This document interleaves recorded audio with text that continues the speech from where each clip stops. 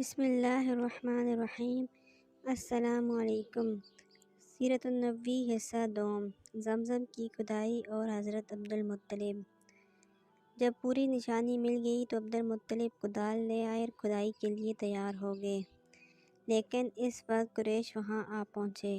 انہوں نے کہا، اللہ کی قسم، ہم تمہیں یہاں کھدائی نہیں کرنے دیں گے۔ تم ہمارے ان دونوں بتوں کے درمیان کنواں کھودنا چاہتے ہو جہاں ہم ان کے لیے قربانیاں کرتے ہیں۔ عبدالمطلب نے ان کی بات سن کر اپنے بیٹے حارث سے کہا، تم ان لوگوں کو میرے قریب نہ آنے دو، میں کھدائی کا کام کرتا رہوں گا، اس لیے کہ مجھے جس کام کا حکم دیا گیا ہے میں اس کو ضرور پورا کروں گا۔ قریش نے جب دیکھا کہ وہ باز آنے والے نہیں تو رک گئے۔ آخر انہوں نے کھدائی شروع کر دی۔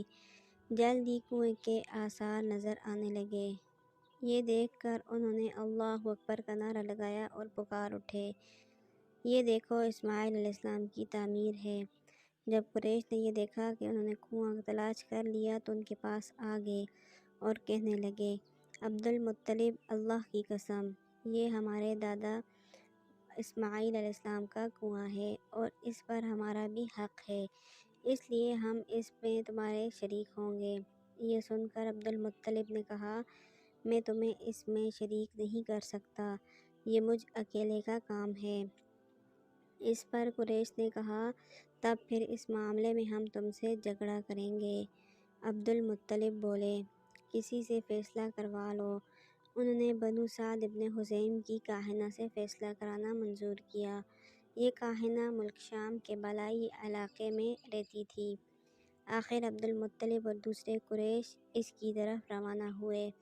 عبدالمطلب کے ساتھ عبد مناف کے لوگوں کی ایک جماعت تھی، جبکہ دیگر قبائل قریش کی بھی ایک جماعت ساتھ تھی۔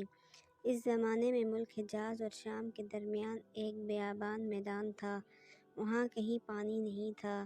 اس میدان میں ان کا پانی ختم ہو گیا، سب لوگ پیاس سے بے حال ہو گئے، یہاں تک کہ انہیں اپنی موت کا یقین ہو گیا۔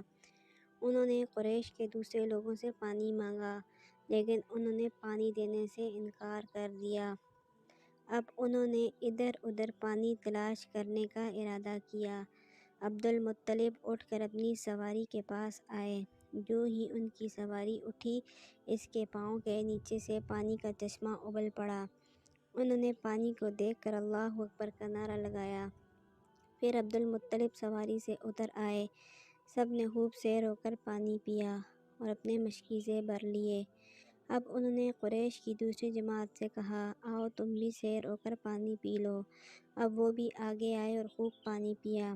پانی پینے کے بعد وہ بولے، اللہ کی قسم، اے عبدالمطلب، یہ تو تمہارے حق میں فیصلہ ہو گیا، اب ہم زمزم کے بارے میں تم سے کبھی جھگڑا نہیں کریں گے۔ جس ذات نے تمہیں اس بیابان میں سیراب کر دیا وہی ذات تمہیں زمزم سے بھی سیراب کرے گا، اس لیے یہیں سے واپس چلو۔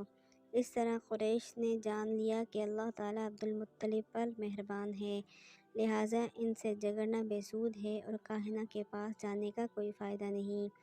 چنانچہ سب لوگ واپس لوٹے۔ واپس آ کر عبدالمطلب نے پھر کنویں کی کھدائی شروع کر دی۔ ابھی تھوڑی سی کھدائی کی ہوگی کہ مال و دولت، تلواریں اور زریں نکل آئیں۔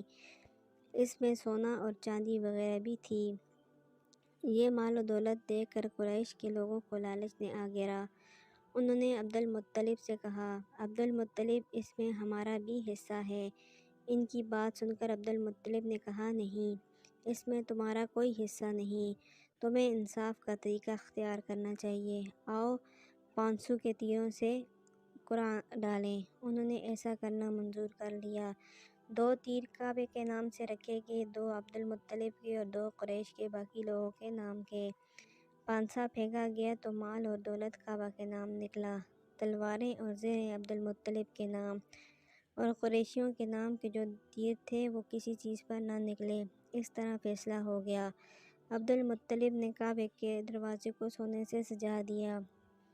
زمزم کی کھدائی سے پہلے عبدالمطلب نے دعا مانگی تھی کہ اے اللہ، اس کی کھدائی کو مجھ پر آسان کر دے، میں اپنا ایک بیٹا تیرے راستے میں ذبح کروں گا۔ اب جب کہ کنواں نکل آیا تو انہیں خواب میں حکم دیا گیا، اپنی منت پوری کرو، یعنی ایک بیٹا ایک بیٹے کو ذبح کرو۔ اس سے اگلا حصہ عبدالمطلب کی منت اور 100 اونٹوں کی قربانی کا واقعہ اگلی ویڈیو میں آپ سے شیئر کروں گی۔ میرے ساتھ رہنے کے لیے آپ اس چینل کو سبسکرائب کریں اور بیل آئیکن کا بٹن دبائیں تاکہ میری ہر آنے والی ویڈیو کا نوٹیفیکیشن آپ تک بآسانی پہنچ سکے۔